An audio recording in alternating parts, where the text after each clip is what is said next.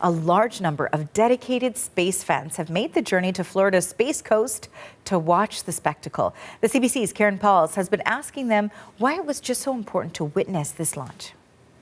For people who were around for the Apollo missions, it's a continuation of that whole age of exploration and a possible mission to Mars at some point. For young people, it's inspiring. I mean, maybe they can see themselves as part of that kind of a future. Where I'm standing right now, this is along Florida's famous Space Coast, and this is one of the most prime viewing spots along the coast. We're right across from Kennedy Space Center and NASA, and that huge rocket is sitting about 20 kilometers just across the Indian River here. Folks behind me have been gathering since 6 in the morning to get a spot here so they can see, hopefully in about 8.5 hours, that launch happen. And again, you know, we spoke to one mom here whose daughter is working on Artemis just across the river here. She's there today doing her job and she's so excited. We spoke to a gentleman who is in tears thinking about what this day will mean, and young people as well. Take a listen to some of what they had to say to us earlier. My daughter she got her dream job straight out of college, which we were glad she got a job. And I've talked to her a lot, and I'm like, just remember, you're always going to be connected to some first here today.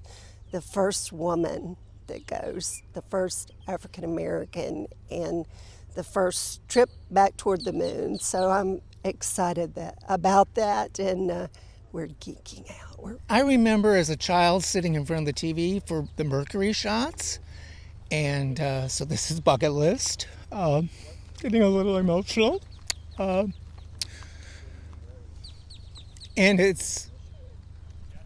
life is too short.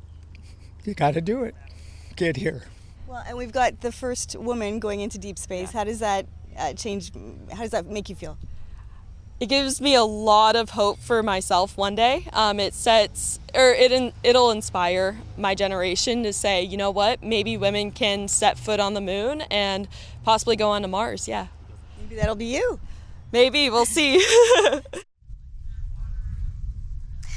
Arthur, you may be wondering why that young woman is wearing that jumpsuit. It's not just a costume. She was actually at a space camp a few years ago as a young woman interested in science, and she said she was totally inspired. You can hear that in her voice. You can hear that in the voices of people of all ages here today.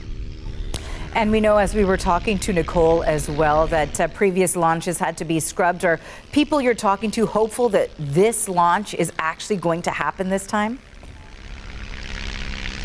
I mean, very much so. Folks here and, of course, at NASA, the officials are watching the weather. There's some wind, as you can tell. There's some clouds, and they've been building over the day. A potential of drizzles later on today. They've been talking about solar flares. They're still about 80% sure that the weather conditions will be right for a launch, but they're watching, and they're hoping it won't be scrubbed at the last minute. Local officials here are expecting up to 500,000 people to descend on this area in the next few hours. You can see them walking already. Parking areas have been blocked off. Driving is restricted, and people are making their way here, hoping to see this in about 8.5 hours.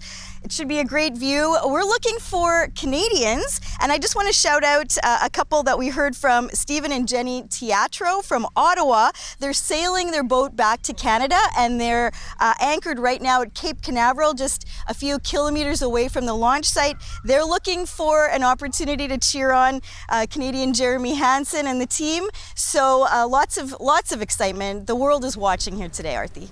That's the CBC's Karen Pauls in Titusville, Florida. Thanks, Karen.